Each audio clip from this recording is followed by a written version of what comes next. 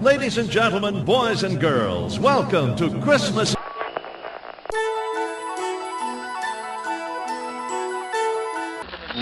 Isn't it a pleasant holiday? Oh, turkey's in the oven, it's peaceful and quiet. Yes! 300 points, my best score yet.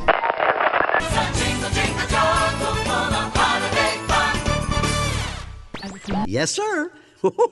It's that time of year when everyone has a special wish in their heart.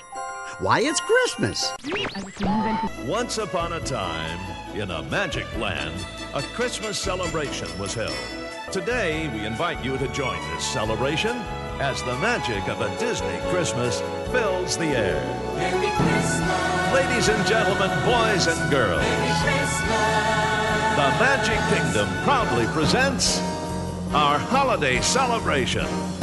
WDW Radio, your information station. Welcome to the WDW Radio Show, your Walt Disney World information station. This is show number 46 for the week of December 23rd, 2007. I'm your host, Lou Mongello. Thank you for tuning in once again, and happy holidays. We'll start off the show, as always, with some news from Walt Disney World, including a number of changes at Disney's Hollywood studios, new dining venues at the Magic Kingdom, pirate and princess party dates, and more. Our trip to the Walt Disney World rumor mill talks about Imagination and Space Mountain. Keeping in the holiday spirit, we'll take a detailed look at another of Walt Disney World's hidden treasures, the Winter Summerland miniature golf course. Made up of two different experiences, it's an often overlooked gem of the resort that offers hours of inexpensive fun for everyone in the family. Steve Barrett joins me once again to talk about some of Walt Disney World's best, newest, and most controversial hidden Mickeys, and we'll talk about some that come out just in time for the holiday season. I'll answer more of your emails, including questions about the Legend of the Lion King show, breakfast at Epcot, characters in Epcot, watching the Super Bowl while at Walt Disney World, and more. So grab your eggnog, cozy up by the fire, sit back, relax, and enjoy this week's episode of the WDW Radio Show.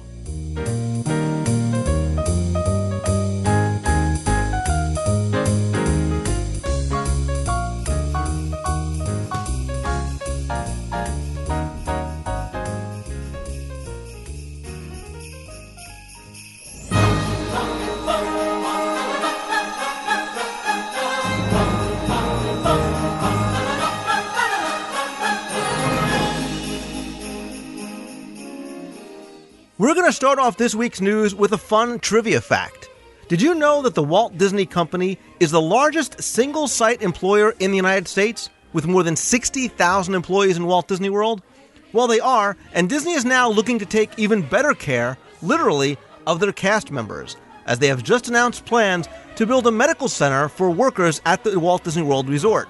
The new $6 million, 15,000 square foot clinic is scheduled to open on the Walt Disney World property in 2009, serving more than 40,000 of the resort's more than 60,000 employees, along with their dependents who participate in the company's healthcare plan.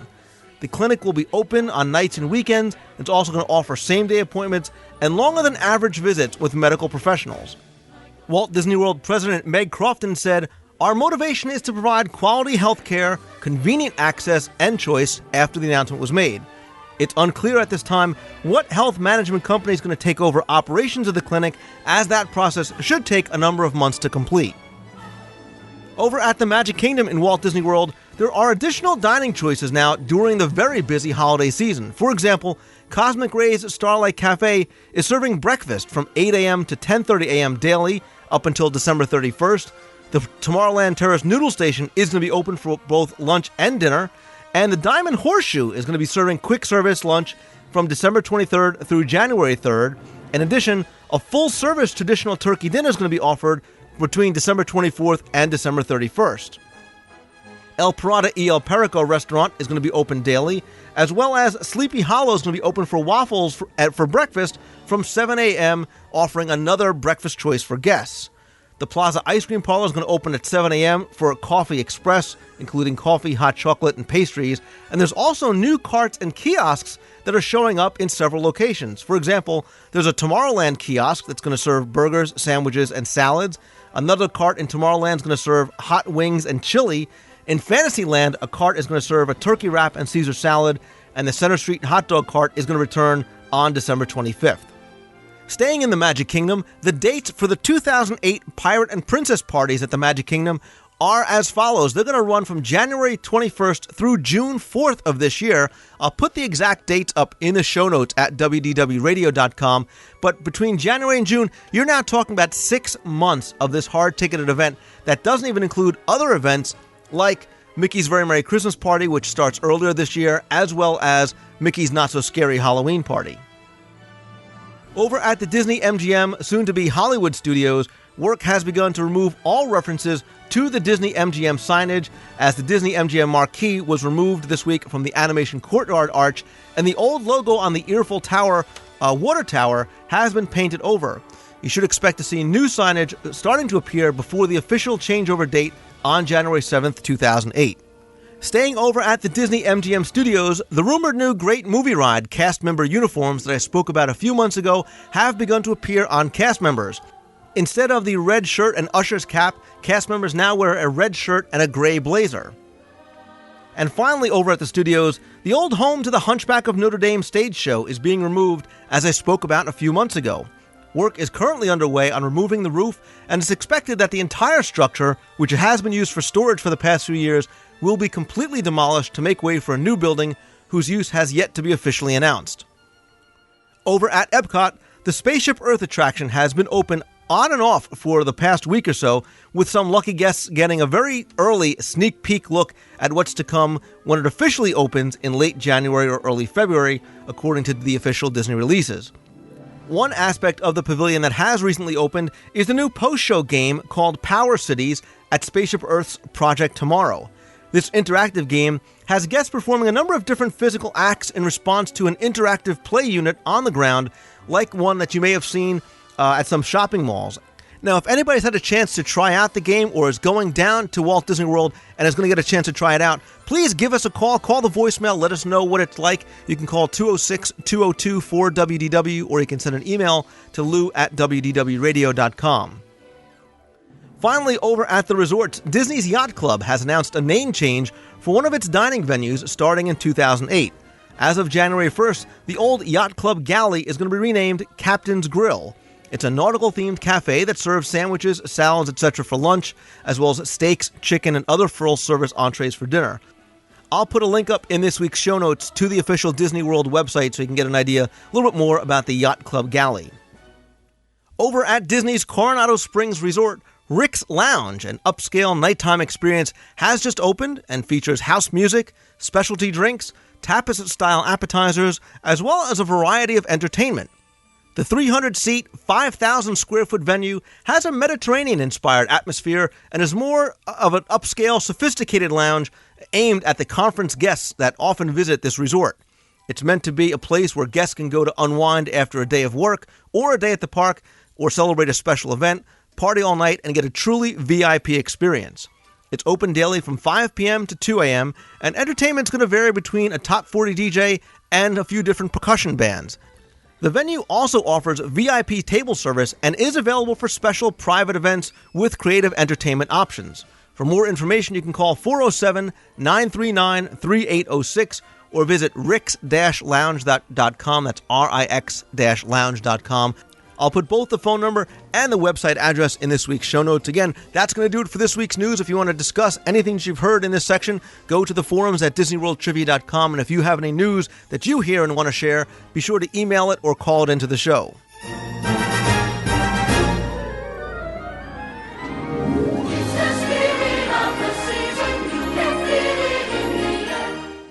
With this being the holiday season, just a couple of rumors that I wanted to touch on. First, I've spoken about some of the rumors, many of them quite wild, about what may or may not be going on over at the Imagination Pavilion. Although some new construction permits have been filed, they don't really give very much towards solving the mystery of what may be happening there. The permits were filed in order to make minor changes to the image works the Kodak What If Labs post-show area. The permit site, quote, refurbish and refresh interior finishes, including paint, light fixtures, projectors, and floor covering. Again, not very telling, and they may just be the precursor to something minor or possibly a major new use for that venue. Obviously, we'll keep a very close eye and ear on this one.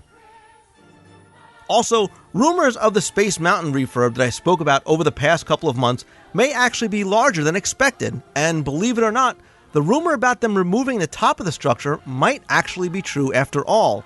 But again, this is still the subject of much internal debate among Imagineers. Another source has written to me in the past couple of weeks and said that they might actually remove the top of the mountain and pull the parts of the old track, etc. out of the way. It would, if this is what's going to happen, drastically speed up the time to rehab the mountain.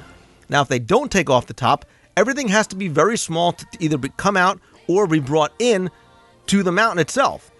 Obviously, a much longer time frame for a refurbishment would result. Again, there is no confirmed word on what the extent of the rehab might be, and this very well may be one of those wild rumors which is just starting to make its way around. Of course, like everything else, I will try to find out all that I can and keep you informed as any new details emerge. And as always, if you have any rumors that you hear or just want to discuss or share, you can call the voicemail at 206-202-4WDW or send an email to lou@wdwradio.com.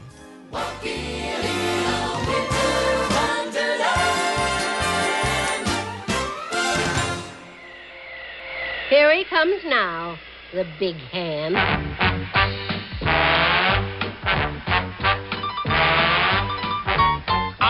Mr. White Christmas, I'm Mr. Snow. I'm Mr. Icicle, I'm Mr. Ten Below. Friends call me Snow Miser. Whatever I touch turns to snow in my clutch. I'm too much. Another of Walt Disney World's hidden treasures is particularly appropriate for this holiday season, yet it's open all year long, but unfortunately overlooked by most guests. So, to take an in-depth, dare I say, borderline DSI look at a true gem of the Walt Disney World Resort, who better than Jeff, I Did Everybody's Logo Pepper, to join me. Thanks, Lou. Pleasure to be here, and I did do everybody's logo. So thank you. If Jeff hasn't done your logo yet, you can reach him at Jeff Pepper at 2719.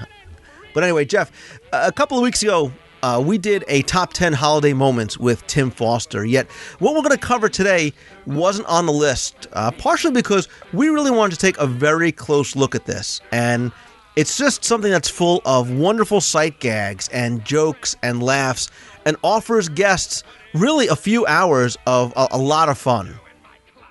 And it's like you said, it's a holiday theme all year round. It's the one place outside of the various Christmas shops in the various parks where you can get a kind of a Santa theme throughout the year.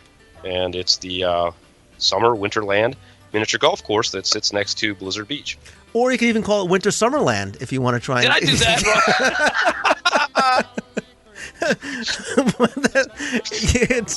You know that I spent 15 minutes before we started recording saying, don't get it backwards, don't get it backwards. Listen, we understand dyslexia, it come and goes, that's fine, it's not a big deal. But yeah, it's Winter Summerland miniature golf courses, plural, because it's not just one.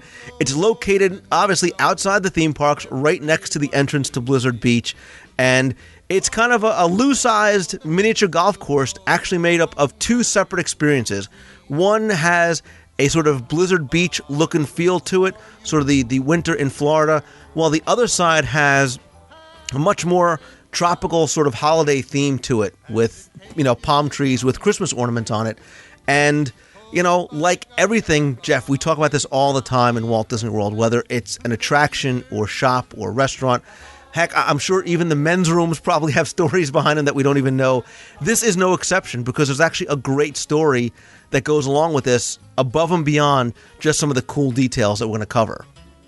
Yeah, it was great. And for the first time when we were down at Mouse Fest just a couple weeks ago, this was the first time I had a chance to go over and take a look at it. And I'm embarrassed to say that it very much does hold that hidden treasure kind of moniker because it sits kind of off the beaten path. It's back in an area where, unless you're really going to Blizzard Beach or you're staying at the All-Star resorts, you really aren't driving past it very frequently like you are the Fantasia Gardens miniature golf, which is very, very prominent there over by the entrance to Boardwalk and the Epcot resorts. And so I have to say, I was very embarrassed that it's taken me this long to get to it, and it is truly a fun, whimsical, really great experience. And that's the unfortunate thing about it, is it is so often overlooked. I don't get to go as often as I'd like, because I always talk about, time not spent in the parks is time wasted. But this is one of those exceptions. And if you do want to maybe take a day off from the parks, or don't want to use one of the days on your tickets, you could really spend a few hours at Winter Summerland or any of the miniature golf courses, I think especially here. And it's like $10 per course, and maybe $7 or $8 if your age is 3 to 9. And you can get a few hours of fun, interactive, playing with the family. And again, if you really want to take the geek factor up a few notches, there's a lot of really fun things to see. But let's talk about the story first behind the golf course, because like I said, everything has a story. And then we'll talk about some of the holes and some of the cool things that you can see along the way. So when you go to the golf course, you'll see, like I said, obviously the Christmas and the holiday theme. And the story goes that one Christmas Eve, Santa's on his way back from Florida, back up to the North Pole, and he looks down and he can't believe what he sees. He sees that, there's snow, like at Blizzard Beach, in a place that's normally supposed to be very, very hot, which is the middle of Florida. So he goes back and he surveys the area and says, you know what? I'm going to build a vacation destination for my elves. When they're off duty, I'm going to give them a place to go. And that's how Winter Summerland came to be. So it's supposed to be this big resort, but the only thing it was lacking was a golf course. And now the elves kind of divided up into two camps. One of them liked the Florida sun and the heat, and another one that actually preferred what they had back home, which was the snow and the cold of the North Pole. So what they did was each of the elves' little camps built two different 18-hole golf experiences, the summer course and the winter course. And both of these courses, Jeff, as I'm sure you saw as you went through, are loaded with all kinds of really fun interactive elements. And there's characters like Squirty the Snowman that sprays water, and there's Santa who's buried in the sand. There's all different kind of things that permeate through both sides. But the one thing that the elves agreed on was that the last few holes should converge into an old campground-style lodge. And Jeff, you're going to touch on some more of those references along the way, and some of the things that you can see in that final thing. And like I said, there's a lot of very, very cool details that we're going to cover. And why don't you go ahead and talk about a couple of your favorites that I know kind of are on my list of some of the really neat things that you can see there. Yeah, what I really like about this, and again, we've alluded to this in some of the other DSIs when we've talked about Dino Land or kind of things that are retro themed, is this is very much, again, the courses and just the design is very much rooted in sort of that Route 66 roadside attraction, retro 1950s theming. And if anybody out there is familiar with, and I'm sure countless people are, the sort of the Santa Land type theme parks that were sort of just small scale theme parks that were typically roadside attractions. I know we had one in western Pennsylvania when I was growing up, and I know there was one in Colorado when we visited Colorado. They're usually like Santa's Land or Santa's North Pole. The Imagineers really went back to those type of attractions for their inspiration, and so you have these like the Reindeer Barn and just basically just that type of kind of kitschy 1950s roadside attraction kind of design, which really works well. And one of my favorite design elements is the trailers. There are all these tiny miniature trailers where the elves are staying, and they're both on both sides of the course. And they're modeled after the silver Airstream trailers that are very kind of iconic in trailer lore, and especially back roadside 1950s and everything like that. And they've renamed them Elfstream, and they took it right down to the point where they even duplicated the logo style of the Airstream logo. And they're all sort of, they kind of, like you were saying, there's the main lodge there, and they kind of emanate out from there throughout some of the holes that are close by. And so all the design elements are just really very cool. The trailers all have customized license plates with little messages. One of my favorite ones is on the trailer that's I think right in the main lodge area there, and it's CMNTTWN, which is coming to town. And I think you even were mentioning quite a few of the bumper stickers and other license plates on some of the other ones. Yeah, it's almost like what they do over at Fort Wilderness, where everybody kind of decorates their campsites. That's the same kind of thing that's here. And even Santa has his own trailer. He has his own little campsite, and he has his elf stream that's got his bumper sticker that asks you to please practice random acts of kindness and things like that. And you really get such a fun sense of, like, you really are kind of putting through this kind of campground. Yeah, the best part of it is when you right at the center, you kind of go into the what I'm guessing is like there's the reindeer barn as you walk up, and you're kind of where you go in to pay and get your golf clubs and everything like that and get set up is, I guess, the lodge. And as you walk out, there's a very large and very great kind of very comical statue of Santa, and he's on a surfboard, and he's literally riding on a surfboard, carrying a bag of golf clubs with a fishing rod sticking out with a fish stuck on it. He's got his camera around his neck, and while he's wearing his Santa cap, he's also got sunglasses and a bathing suit and trunks, bathing trunks and a red candy striped shirt on. So it's very, very whimsical right off the bat, and that's kind of right at the center area that we walk in. And the statue actually has a marker on it, and it was basically presented to Santa as the founder of the place, and it's kind of dedicated to him from the elves and the Elf Lodge. Yeah, and you mentioned whimsy, and I would probably venture to say that I think that the summer side is a little more whimsical and kind of funny in certain respects than the winter theming, because of the fun that they're able to have with things like the melting snowman and the Santa that's buried in the sand. Although the winter side is a lot of fun too, with all the different campsites. So maybe what we'll do is let's talk about some of the things, some of the elements you can see on either side, and we'll take the winter side first. And one thing you should notice about all these is the funny sort of names that they give, and sort of punny names, I should say, that they give to the different holes. So, for example, on the winter side, the first hole is "There's Snow Place Night Like Gnome," and it says, "Aim for the door, right up the ramp, watch your ball roll into camp." And the first hole is actually, you have to hit it into one of these Gulfstream trailers. That's actually the first hole. The second one is a Gone Fishing hole. The third is Defrosty the Cooler, and there's this little cooler right outside one of the trailers that has gingerbread in it and things like that, and it says, "Put up the middle, give it a whack, make it a good shot, and you'll get a snack." Fourth is I'm sorry, go ahead. No, what I was going to say is, and the thing that's very interesting about this is, even though we're talking about the winter side, there's a distinct parallel between the holes on each side of the course. That one of the holes on the winter side will reflect a very distinct, similar theme as the one on the summer side. And what they'll do, I mean, an example that I don't mean to jump ahead, but to give an example is, there's one hole on the summer side will be a big sand castle. On the opposite side, in the winter side, it's the same exact principle, but it's a snow castle. And it goes back and forth. There are sand sculptures of Disney characters on one side.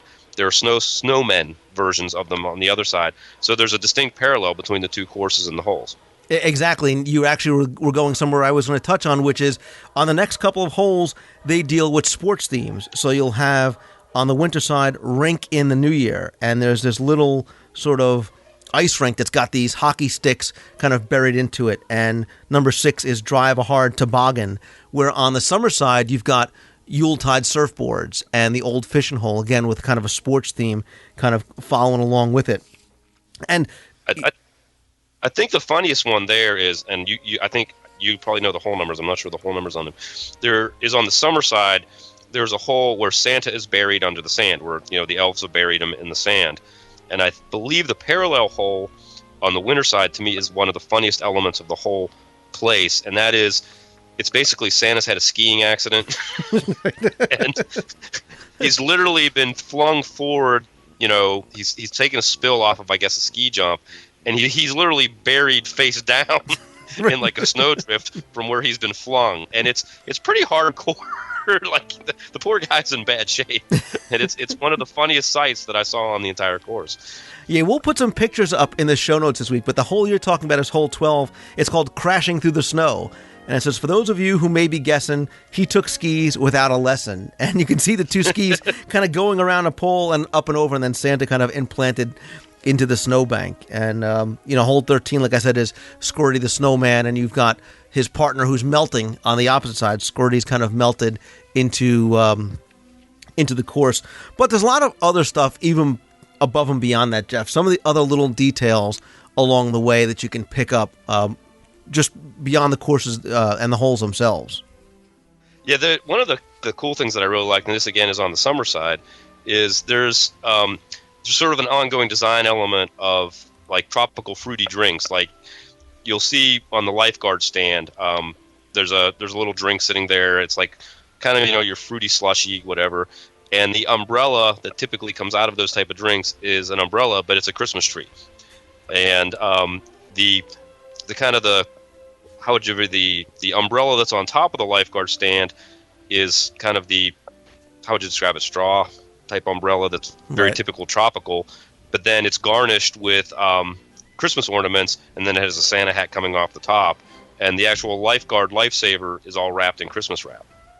Yeah, and you'll see a lot of these cool things at the very end as the two courses converge, and you really are sort of inside the lodge. And one of the holes is a lot of fun where you're putting and Santa's feet are coming down through the chimney, and the hole's actually called, the flippers were hung by the chimney with care.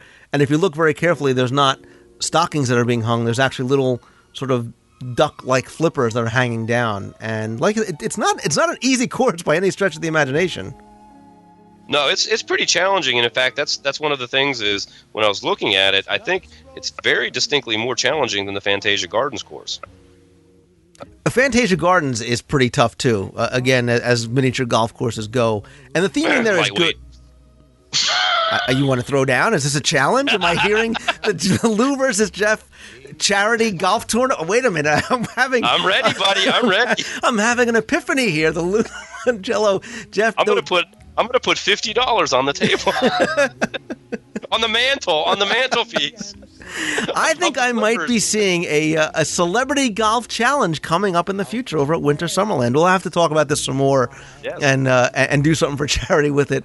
And I could see this being a lot of fun. We'll have a celebrity golf invitational and maybe see if we can get some other people from the community to come on and golf with us to raise some money for charity. But one of the cool things at the end is a little computer screen, and it's called the WinterNet. And the computer is a Frostbite computer, and it's got this little animation going on. And there's music and stuff like that, too. So, I mean, it's a really, really fun experience. And if you decide to play both holes, you could really make a long afternoon out of it with your family. And it's good for adults. It's good for kids. It's good for grandparents. It's not that expensive. If you do the second round, you get 50% off, so you actually can save money if you decide to play both on the same day. And it's really take the time as you're walking through to see the amount of fun that the Disney Imagineers had really putting this together, and the little details. And we always talk about looking up and looking down, and look inside the windows of the Gulfstream trailers, and you'll see a bunch of different Mickey plushes through the years, and you really get a sense that there are real people that own these trailers and that have kind of parked here, and really appreciate what went into putting this together. And to throw out a quick tip as well was when you were mentioning how things like this kind of stay off everybody's radar because the mantra of time in the parks is time not in the parks is time wasted. But a good point here is that both this and Fantasia Gardens has extended hours. So I believe they're typically open till 11 o'clock at night. So you could very well, spend your entire day in the parks, leave MGM or leave the Magic Kingdom at 7, 8, or 9 on, a lot of times when they close early on the off season like that, and you can still head over and have a good deal of fun before the night's over. Absolutely. It's open usually from 10 in the morning until 11 o'clock at night. Obviously, check when you go down. But it's easy to get to. I know Disney Transportation will take you there. And if you do go to, for example, if you go to Blizzard Beach in the morning, you can walk right next door and enjoy Winter Summerland. And there's lockers and things like that as well. There's also a snack bar where you can get some food, some light snacks. a souvenir stand. Surprise, surprise. So, but yeah, I'm really starting to get intrigued about the WDW Radio Celebrity Golf Invitational to raise money for charity. So let's get going on that. A good excuse to go play golf with other people in the community, and hopefully we'll get some listeners. So stay tuned for that. We'll talk about that some more and see when we can do it. But like I said, we'll post some pictures up in the show notes this week to give you a little bit of an idea of what you can expect if and when you go down to Winter Summerland. And I'll also put some more information if you want to go to Disney's website to find out more about it. So, Jeff, as always, thank you very much for coming on. I really appreciate it. And I'll take this opportunity to wish you and your family a very Merry Christmas. Likewise, Lou. That's why I just want to take a moment and say thank you to you, especially for kind of inviting me into your world this year. We kind of started our relationship almost back at the beginning of the year, and it's been a great, fun time. And just a special thank you to all the listeners out there who have been very encouraging and supportive and have, sent me emails and visited the blog. And it's just been a fun year, and I just want to wish everybody the best of holiday seasons. Thanks, buddy. Thank you. He's Mr. Green Christmas. He's Mr. Sun. Sing it! He's Mr. He's Mr. 101. They call me Heat Miser. Whatever I touch starts to melt in my clutch. I'm too much. Too much!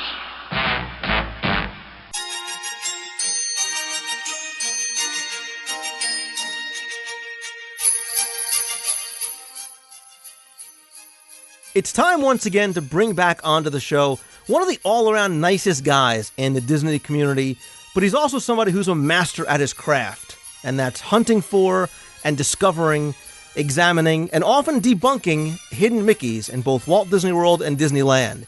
He is, of course, Steve Barrett, author of Hidden Mickeys, a field guide to Walt Disney World's best-kept secrets, and Disneyland's, and webmaster of HiddenMickeysGuide.com, and he's back once again to talk about Hidden Mickeys in Walt Disney World. Steve, my friend, welcome back to the show, buddy. Thanks for having me, Lou. It's good to be back. Steve, you've been on the show a number of times in what is now really a recurring segment on the show where you highlight some of the new Hidden Mickeys in the parks as well as talk about some of your favorites. And the thing I like, too, is you ask listeners for help in deciding whether or not some of the questionable Hidden Mickeys qualify. They can go to your site at HiddenMickeysGuide.com and vote there. But, Steve, if I can this week, I wanted to first read a listener email that I think you are probably best qualified to answer, and then actually I have a question of my own. How's that? That sounds good. Let's go. All right, this comes from Jennifer in Chicago, Illinois, and she says, Lou, I've been listening to your show, and I really enjoy it. Since you know so much trivia, I figured I'd ask you about the Kermit in the Queue of Star Tours. I wanted to know if you knew why he was there, and if there are any other hidden Muppet characters in the parks. I have my own theory, but I'm really interested to know about it more. I actually think it might be there because Disney purchased the Muppets for the first time in August of '89. Maybe he was placed there because the Muppets were joining the Disney family. Kermit also appears in The Little Mermaid, which was released around this time, and I've seen him in the movie. I really love listening to your podcast. Thanks, you do a great job. And again, that's from Jennifer. So, Steve, she's talking about Kermit in the Queue of Star Tours. Can you tell us about Kermit, and then maybe if there are any other Muppet characters or hidden Muppets in the parks?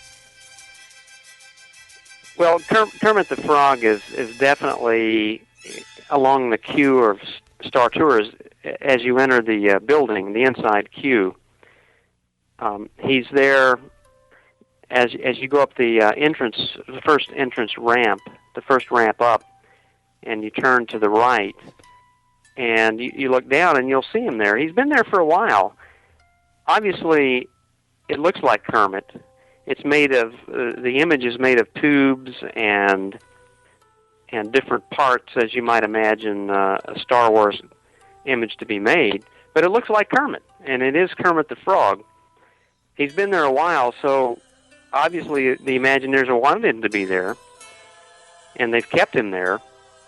So, as to why they picked Star Tours, I don't know. I don't know the answer to that, but it's a wonderful image. Yeah, I'm going to put a link in the show notes specifically to your website where they can find it on Hidden Mickey's Guide, because he's not just the drawing of a Kermit. It's kind of this little funky, robotic-looking Kermit. You really have to look for him to find him.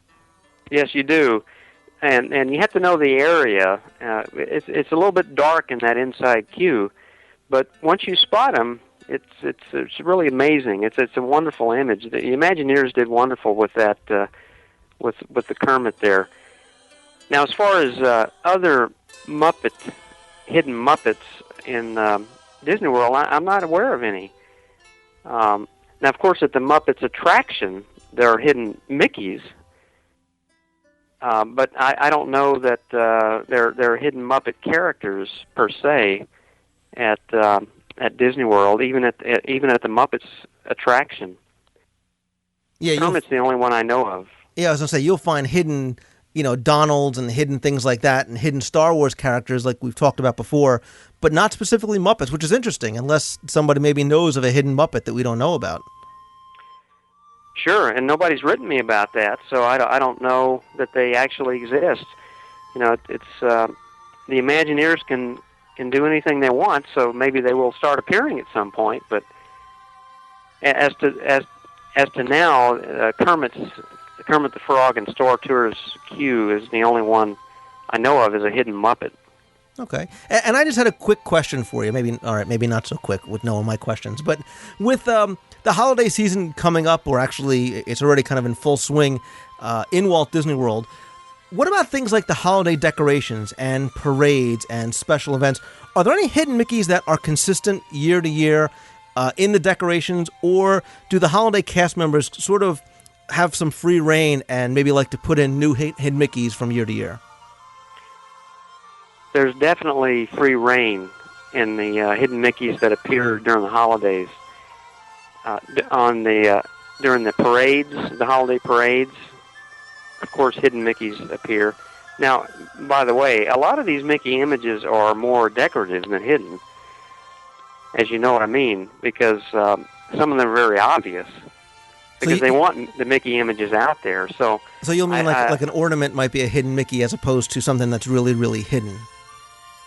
Right, or a large three-circle classic Mickey image sometimes is posted on a float. That's not really a hidden Mickey; it's more of a decorative Mickey. So you see decorative Mickeys all over during the holidays, but some of them would qualify as hidden Mickeys on the gingerbread houses in the various resorts. Some of the Mickeys that they place on these gingerbread houses are clearly hidden Mickeys. They're very small and take an effort to find them, but they do change from year to year.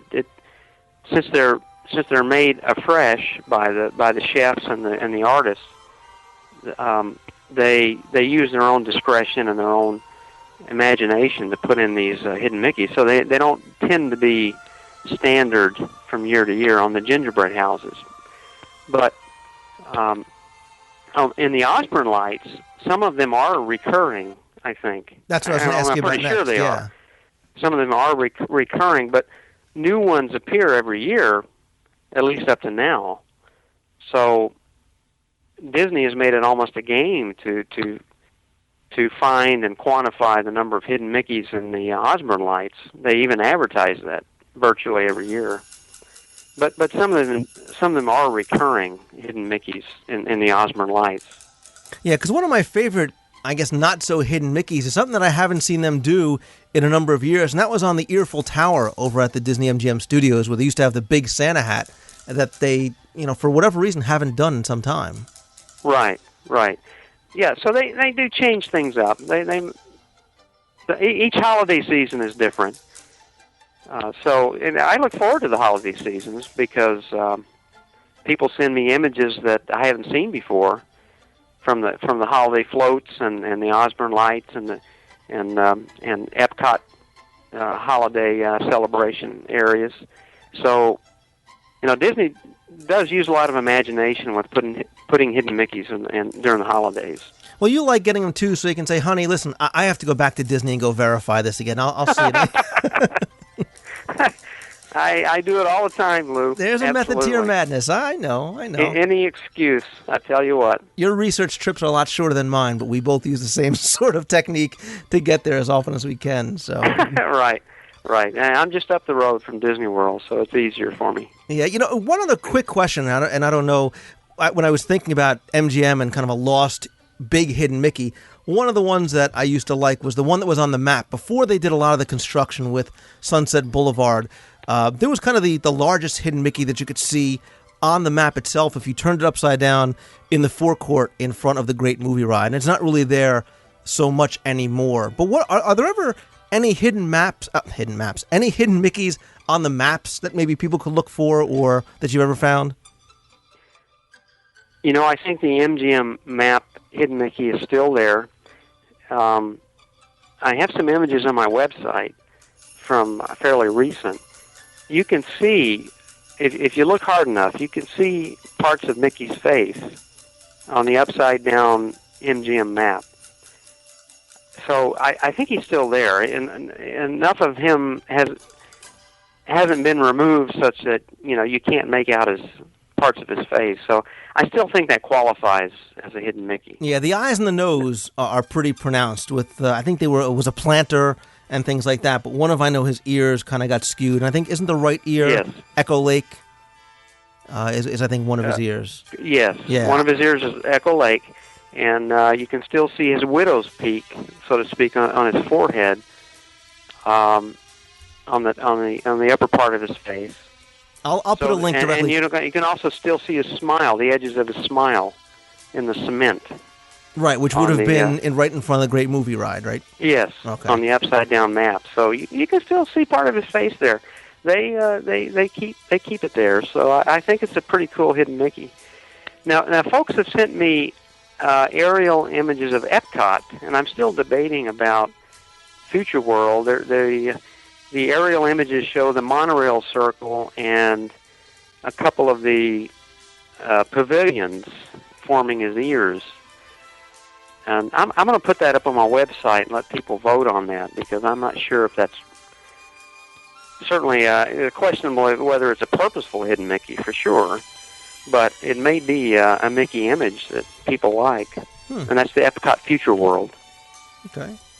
Yeah, like I said, I'll put a link up to the MGM one and then direct people over to the site so they can go vote on the Epcot one. I never heard of that, but I'll definitely go and check it out. Actually, you lead me to where I wanted to go next, which was talking about some of those questionable hidden Mickeys that you like people to vote on, because although you are the emperor of the hidden Mickeys, it is somewhat of a democracy, and you do like people to vote. So are there any good questionable ones that you specifically want people to go and look at? Well, Lou, I've been voted down recently on a few, and I want to mention some of those. Veto them if you believe it. Yeah, I've been vetoed.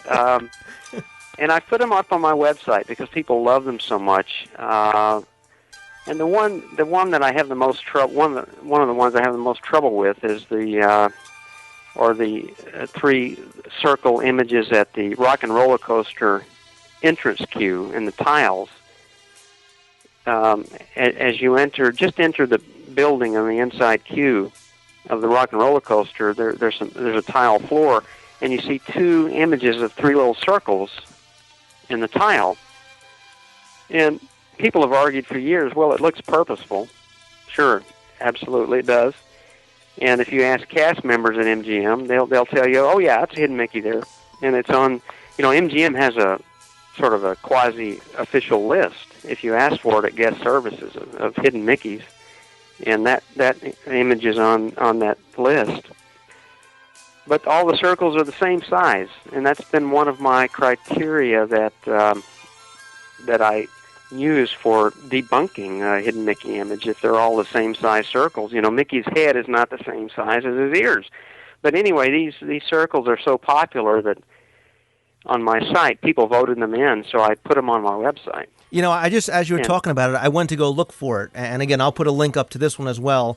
And when I first saw the image, before I saw and heard your comments, I said, well, clearly it's a hidden Mickey, because all the other tiles are clearly cut with straight lines and very jagged edges. And these three circles are together, and they are, perfect circles. But then you're right, because proportionally, they don't qualify as a hidden Mickey. No, and if you're a purist, that's called a trefoil, and that's an ancient design. Three circles that are the same size, together. And it's been argued that, I've heard the argument that, well, the people that laid the tile there were asked to put a hidden Mickey, and this is the best they could do. And my argument back is, well, there's a perfectly good proportionate tile Mickey in the Polynesian at the Kona Coffee Bar. If you look on the tile on the coffee bar, there's a wonderful little hidden Mickey there. It's tiny. Mm-hmm. It's clearly purposeful, and it's a lot more proportional than this one is. So I think the tile people could have done better. At least they should have known what Mickey looked like, or whoever was supervising them would say, well, make the head a little bit bigger than the ears, But, it didn't happen, and this will be with us until that area is torn up and redesigned, and people voted it in, so I'm conceding defeat with this one. I'm sticking with you. Look, you're the master in my eyes, so I'm sticking with you. Well, if we allowed three same-size circles to be hidden Mickeys, there would be thousands all over Disney World that would be pouring in, with circles, groups of circles everywhere. Well, the thing is, it makes it fun to kind of debate whether or not some of these are hidden Mickeys. Yeah, it makes it fun. And to me, Mickey's head is bigger than his ears and always will be. So. What about some of the other really good questionable ones, or some of the new ones maybe that you found recently? Some of the more intriguing new hidden Mickeys that have come along this year are two rock formations that come to mind. They're both at Epcot. One is at the Living Sea, the Seas with Nemo and Friends Pavilion, and it's in the Manatee Tank. If you go to the Manatee Tank, and you can see this image from either the second or the first floor. If you look down at the bottom of the Manatee Tank toward the right side, you'll see rocks on the bottom of the water that form a hidden Mickey design. And the other, I want to group these together. The other interesting rock formation is in Japan Pavilion in World Showcase. If you walk to the in the Japan Pavilion to the Mitsukoshi department store, to the right of it, in fact, to the very far right of the whole pavilion, is a little walkway, and there's a clearing in the bushes, and you'll see three rocks down in that clearing that form a hidden Mickey.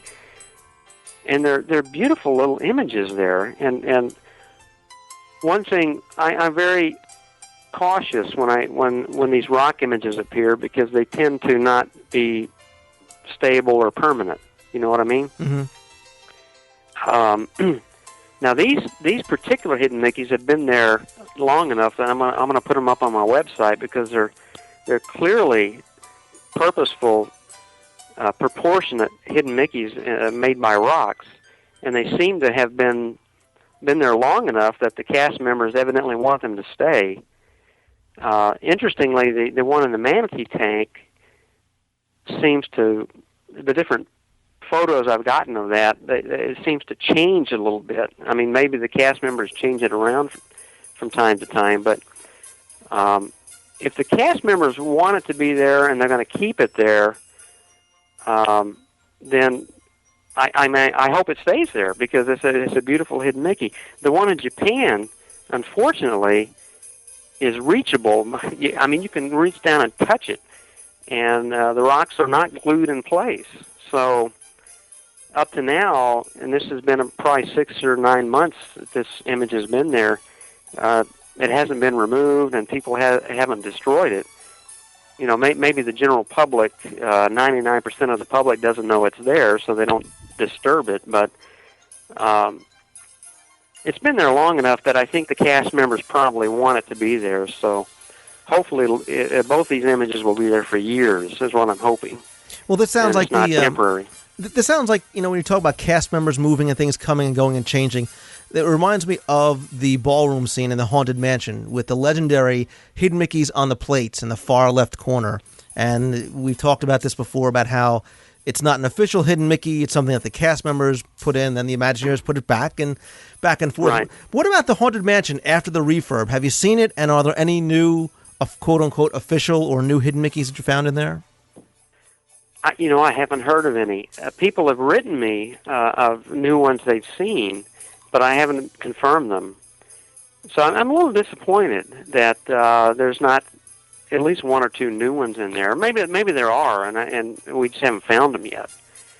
But so far, Pirates of the Caribbean has some new ones that are very intriguing, and we're going to do that at the Mouse Fest, Magic Kingdom Hidden Mickey's hunt. We're going to look at some of those new ones in the Pirates of the Caribbean. Hopefully Haunted Mansion, we're going to find some new ones there as time goes by. I haven't found any really good, compelling new ones in the refurb. I sense research trip in our near future. That's what this is screaming to me. So, you and me, Lou, we can do it. I'll bet you there's some new ones. I'll bet you. Sure. I wouldn't doubt that there's some new ones in there that we haven't found yet. Well, that's the fun about this whole thing, is searching, no matter how many times you go back, to see what has changed and to see what kind of new hidden Mickeys you can find. So, and it's really cool that the Imagineers and artists don't make a list. They don't tell Disney. They just sort of put them in and wait for us to find them, and that clearly is what happens. Exactly, and the fun is in the quest, and yes. And then even if you can't get down to Disney, you can get on the site and kind of still look at some of the new ones, and I like kind of voting on what we think is or isn't a hidden Mickey. But above and beyond that, what I think is great is you talked about Mouse Fest and the hidden Mickey hunts that you do in each of the 4 parks. I said you are like Moses leading his people because you have this fan of thousands of hidden Mickeys fans following you through the parks. But there's nothing better. Fun. Yeah, there's nothing better than a tour in the parks looking for hidden Mickeys with the hidden Mickeys guy himself. Well, thanks, Lou. It's fun for me, too. It's the highlight of my year, I'll tell you what. Again, don't forget that Steve has multiple books out. He's got not only the Hidden Mickeys, a field guide to Walt Disney World's best-kept secrets, now in its, what edition? Third edition. You've got the Hidden Mickeys for Disneyland, which is relatively new, just came out last year. And you've also got the hassle-free guide to Walt Disney World. So you are a man of many talents. Well, as are you, Lou. Thanks for having me on the show. This is always fun. Thank you. And again, I'll put a link up in the website. Go to hiddenmickeysguide.com. Again, I'll put links up to some of the specific hidden Mickeys Steve talked about. And of course, if you have a hidden Mickey that you want to submit, there's a form right on there that you can go and send it in to Steve, and he'll obviously credit you if it's a new hidden Mickey that you find. So, Steve, always a pleasure, buddy. I look forward to seeing you again soon. Absolutely. All right.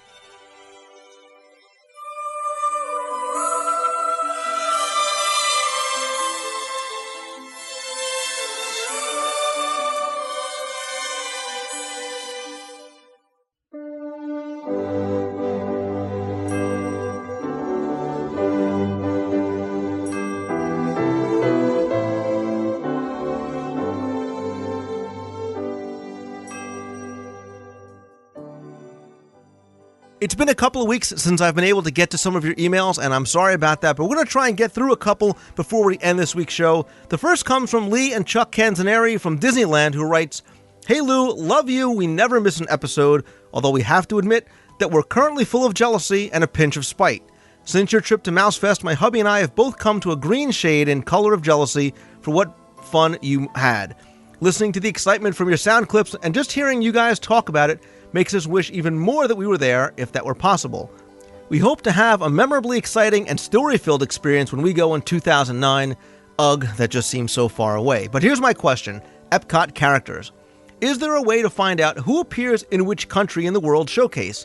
I am character crazed and love seeing the different, rare, and unusual characters that hide out in the different countries.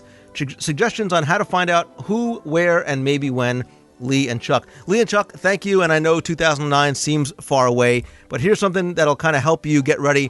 There's a site called Steve Soares Live Entertainment. I'll put a link up in the show notes. He has a schedule of all the Epcot live entertainment that you can find both in Future World and World Showcase, and has a pavilion-by-pavilion World Showcase outline of both the bands that perform as well as the characters that you can find. and is pretty up to date as to exactly when they'll be. Obviously, when you go, be sure to check a times guide and for the most up-to-date information. But I'll put a link up to Steve Soares' page. It's pretty much the de facto reference guide online for the character meet and greet times. Next email says, Dear Mr. Mangello, please call me Lou. I've been listening to your podcast for a few months now, and I must say that I really love it. This coming spring, I'm going to Walt Disney World with my high school's band. While I'm very excited about playing in the parks, I'm more excited about going to Disney for the first time with all of my friends and, more importantly, without my parents. My concern now is that many of my friends have never been before or were too young to remember, and we won't be following a schedule that our parents made up for us. We really don't want to miss anything important, but we only have one day for each park. Do you have any suggestions for us? Thanks, Lindsay C. in Suffield, Connecticut. Lindsay, congratulations. You are going to have a great time, and it's going to be a very different experience for you. Because you only have one day in each park, it's more so important than ever to make sure you plan ahead. Go online, look at a site like All Ears Net, or pick up one of the guidebooks like the Unofficial Guide or Steve Barrett's Hassle-Free Guide. Really start to sit down with your friends and say, okay, what's most important for us to do? Is it meet characters? Is it to ride the big thrill rides? Is it to eat at certain restaurants? And then kind of map out for each park what it is that you want to do. Once you get there, it's important that you try and hit those things first. So if you're into the thrill rides at the Magic Kingdom, try and get there early. Try and get to Big Thunder Mountain. Get your Fast Pass for Space Mountain. Almost get a little guide or a touring plan together. And again, you can use a book like Steve Barrett. You can go to touringplans.com. That'll have some sample guides for you. But again, outline what all of you want to do together if possible. Not everybody's going to want to do the same things. And try and accommodate as much of the people as you can so you can do as much together as you can. But again, don't try and overplan. Don't try and get something down that you've got to kind of follow this very rigorous schedule. Just pick the major things that you want to do, try and hit them, and most of all, have fun. Next email is from Nate Parrish from Missouri, who writes, Lou, I have a question for you. Is there any place to eat breakfast in Epcot? I've searched through different websites with menus and can't seem to find any breakfast items in Epcot. My wife and one-year-old son are going to be in Walt Disney World for the last week in January, and we're thinking that extra magic hours in the morning would be a great for us because our son is an early riser. Welcome to my world. But is there any place to eat breakfast in the park? We used to enjoy the offerings and lattes at the Fountain View, but as you know, it's now an ice cream shop. By the way, I've got my brother and my wife both hooked on your show as we love the different segments and excitement that you bring to our favorite place. P.S. When's your next visit scheduled? Nate, last question first. I'll be back in early January for the half marathon, and who knows, I might even see you at the end of the month. But as far as breakfast options, you actually have a few different ones depending on how you want to go. Maybe you want to try something like a character meal, and you can go over to Restaurant Akershus for the Princess Storybook breakfast. Now, I know your son is obviously a boy, and he's only one, but he might like to see some of the princesses come by. You get a pretty unique little bit of dining experience over there. Other places in the parks, I'd probably highly recommend Sunshine Seasons over in the Land Pavilion. That's probably your best bet. You can get a lot of different breakfast snack items, pastries, bagels. They also have eggs, pancakes, whatnot. Another option you might want to consider is, depending on where you're staying or maybe how you want to do it, you can go to the boardwalk. We talked about this a few shows ago. There's a lot of great places to eat in on the boardwalk itself. If you want to sit down kind of breakfast, you can go to Spoodles. They have a bunch of great different skillet-type items. You can also go to the Boardwalk Bakery. That's someplace I like to go. Grab something quick. Just get a little bit of sugar, a little bit of caffeine, and you're on your way. Walk through the International Gateway and make your way into Future World, as obviously World Showcase isn't going to be open. But again, inside the park, I'd probably say Sunshine Seasons, unless you want to do the character meal. Otherwise, try something at the boardwalk, or just get something quick at your resort. Try and get to the park as early as possible. Jennifer Banaski writes in and said, Hey Lou, love your radio podcast. I listen to it in the mornings when I'm traveling on the light rail to work in Baltimore. It definitely passes the time, but I have to be careful that I don't daydream too much so I get off at the right stop. I've been fortunate the past 2 years for my company's sales meetings being held in Orlando, and I couldn't imagine going down to Orlando without going to Disney World first beforehand. I'm going January 2nd through January 6th with my sales meeting starting on the 7th. Question though, last year Splash Mountain was closed for refurbishment, which I was sad about, but it happens. Now I see, according to All Ears Net, where I check to see for closures normally, that it's again closed in January. What's going on? Thanks and happy holidays. Jennifer, yes, you are suffering from one of the blessings and curses of going in some of the off seasons like January, because what happens is normally Disney takes these opportunities to do some minor refurbishments, updates to some attractions while it's a relatively slow season. So it may be cheaper to go, it may be less crowded to go, but certain things might be closed. So for example, in the off seasons, you're always going to find one of the two water parks that's closed for refurbishment. You're also going to find, like Splash Mountain, a bunch of other attractions that may be down, albeit temporarily, for minor refurb. So for example, in January, in addition to Splash Mountain, Minnie's Country House is going to be closed until February 1st. Snow White's Scary Adventures is going to be closed at the end of the month. The American Adventure is going to be closed for almost the entire month from January 7th through February 3rd. Now, not that you or people in your company might, be all that concerned, but Playhouse Disney is also going to be closed from January 2nd through the 27th. That's going to be a major overhaul, for example, where they actually bring in a bunch of new characters to the show. Also at the studios, Journey into Narnia, Creating the Lion, Witch, and the Wardrobe. That attraction is going to be closed for refurb. It's also likely going to be converted into a Prince Caspian type theme to coincide with the release of the new film.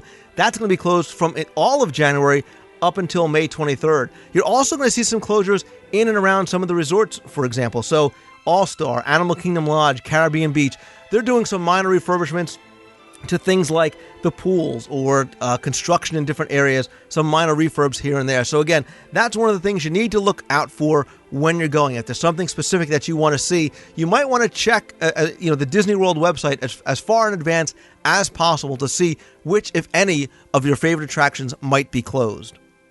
The next email is from Robert Rockwell, who doesn't have a question, but writes in response to what we talked about a couple of weeks ago when we asked where the name 1900 Park Fair, the restaurant in the Grand Floridian, might come from. And he wrote and said, "Hey Lou, in the spirit of Dave Smith, when a box is just a box, Park Fair is a phrase that describes food that is sold and bought at a park, whether the park is a theme park, a ballpark, or just a park. Could it be so simple that the 1900 in 1900 Park Fair represents the time period that the hotel is themed in, and Park Fair signifies what you'll find inside? Face it, 1900 Park Fair sounds better than 1900 restaurant. Just a guess, Rob." Rob, you know what? Like you said, sometimes a box is just a box. Maybe a name is just a name. That makes pretty good sense to me. I'll go with that until I hear otherwise, and I definitely appreciate you sending in your opinion and a pretty good description of why you think it's 1900 Park Fair. Caitlin from Miami, Florida writes in and said, "Hi Lou, first of all, love the show. I was wondering whatever happened to the Lion King ride in the Magic Kingdom. I remember it being in Fantasyland and everyone thinks I'm going crazy because no one else remembers it. Can you please shed some light on the subject?" Caitlin, no worries, you are not going crazy, I promise you. The Legend of the Lion King show is what you remember. It did play in Fantasyland in the Magic Kingdom. It opened back on July 8th of 1994, and it closed on February 23rd, 2002. It was a live stage show. It was about 25 minutes long, and it consisted of puppets and animation, a lot of special effects. It was located in the 125-foot wide, 500-seat theater that was once home to the Mickey Mouse Revue and Magic Journeys and is now home to Mickey's PhilharMagic. And if you remember, Rafiki was really your narrator of the story. He also welcomed you in the pre-show. And the show itself contained a lot of scenes you'd probably recognize from the Lion King movie, like the Circle of Life. There was a spectacular finale to the show. And the thing that was great about it is the puppets were actually called Humanimals. And they were giant puppets, much like you saw or you could see on the Broadway Lion King show, which actually was inspired by this attraction in the Magic Kingdom.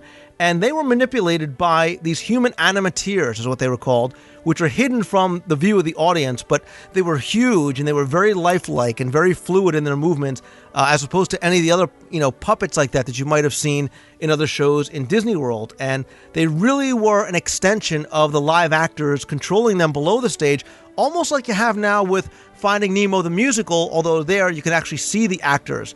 But like the show that followed, like Mickey's PhilharMagic, this was really a true 4D experience because you could have things like a warm wind kind of brushing across your face during the Serengeti scenes and a mist that would be sprayed during the nighttime jungle rainforest scene. So it was a very, very popular show, very well done.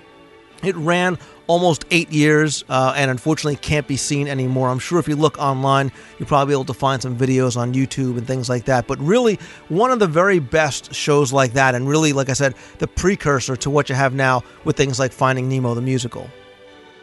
Next email comes from Lace Anderson, who said, Lou, I need your help. I made a boo-boo and I planned my boyfriend and I's first trip to Walt Disney World on Super Bowl Sunday. Oops. That's an understatement. We arrive early afternoon the day of the Super Bowl, and I was wondering where you would suggest a good place to go to watch the game, or should we just stay in our hotel room? Also, does Disney do anything special for the Super Bowl? Thanks for your help, Lace. Lace, yes, you're going to definitely have to find, if your boyfriend's a football fan, a place to watch the Super Bowl when you get down there. Obviously, the first things that come to mind are places like the ESPN Club on the boardwalk, but I've got to tell you that if you are going to try and watch it there, you've got to get there very, very, very earlier than usual, because there is no priority seating there, and the line to get a table is probably going to be huge. So you can try and get into the bar area. It is first come, first serve. Chances are that day, guys are going to sort of plop themselves down at the bar and probably not get up until the Super Bowl is long over. Another option you might want to look at is the All-Star Cafe, which is located at Disney's Wide World of Sports complex. I should note that it is only counter service now. It has changed from a table service restaurant to a counter service as of a couple of months ago. What I would definitely do, though, is call that restaurant ahead of time, find out what they're doing for the Super Bowl. That number is 407-827-8326. You can also go onto the Disney World website, look up Wide World of Sports, and you'll see the link there for the official All-Star Cafe. Obviously, depending on what resort you're staying at, if there is a bar, if there's a lounge, if there's a restaurant there that might have TVs, that might be an option for you as well, depending on what time you get there, where you want to go, and if you really want to deal with some of the crowds that you might get in some of these other venues. The last email for this week comes from Michelle Whitman, and it's not really Walt Disney World specific, although you can hear the song in and around the parks in Animal Kingdom and other places. And her question is this: Hi Lou, I'm just wondering, what are the words at the beginning of Circle of Life? It's sung in native tongue and sounds to me like pink pajamas with penguins on pink pajamas with penguins on the bottom, which obviously isn't correct. I'd like to put the lyrics and their meaning in my scrapbook. Thanks so much. Love the show and glad to hear you won the podcast award. Michelle, thank you for the question and the laugh that I gave myself. But I was actually very curious about this as well, because I won't even tell you what I try and sing when I sing in the shower or in the car or other places when I'm certainly not recording. Anyway, I did look it up and I did find out that there are real English. There really is an English translation to it. I won't try and pronounce the lyrics for you. I will reproduce them in the show notes. But what it says is, there comes a lion, and the next line is, oh yes, it's a lion. And then it repeats, there comes a lion, oh yes, it's a lion. Then the next line is, we're going to conquer. And then I got a couple of different translations for the last line, which is, Ingwenyama Nengwe Emabala. And I've gotten everything from, it's a lion and tiger, to what supposedly is a literal translation, which means a lion and leopard come to this open place. So take either as you'd like and put it into your scrapbook. Like I said, I'm going to put these lyrics up in the show notes at WDWradio.com. That's going to do it for the email this week. Like I said, I still have a lot to get to, but please, I invite you to keep on sending your emails, questions, comments, anything you'd like to lou@WDWradio.com.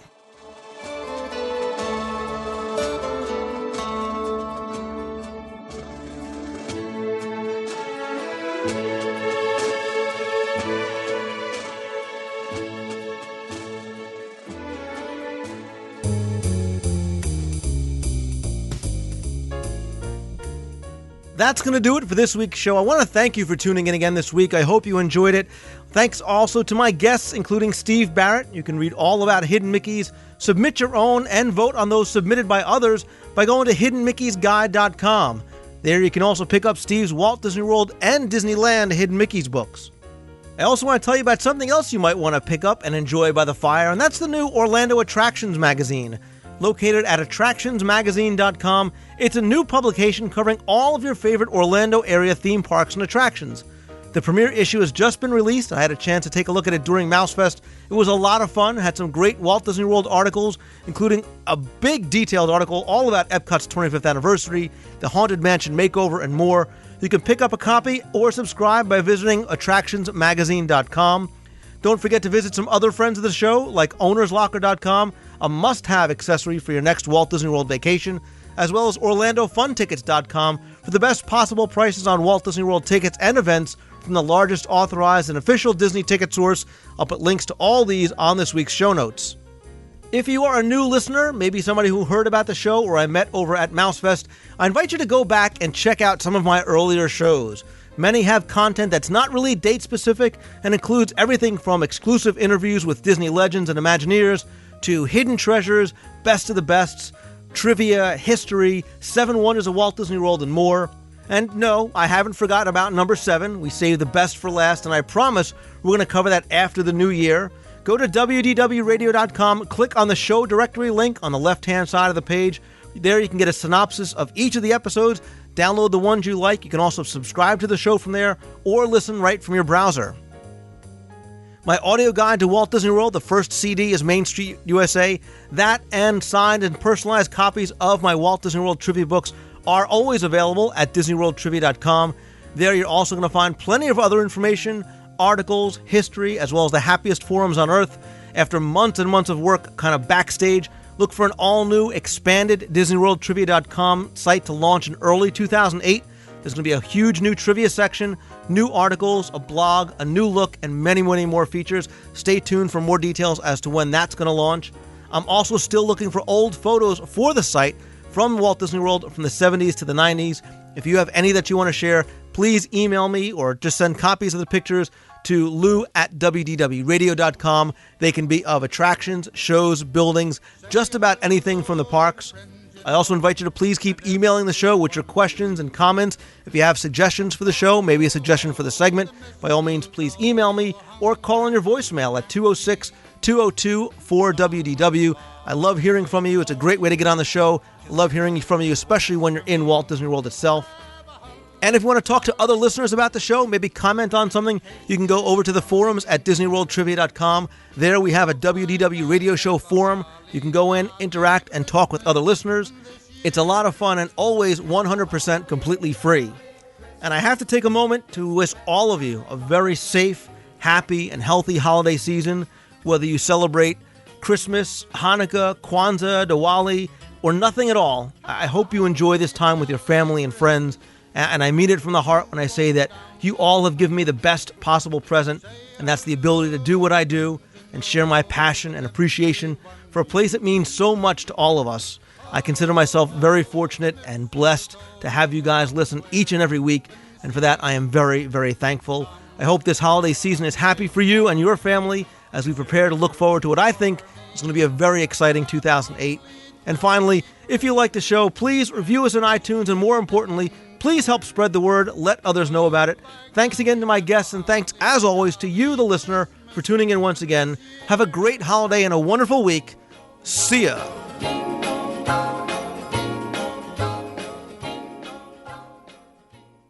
From all of us to all of you, a very Merry Christmas. Good night.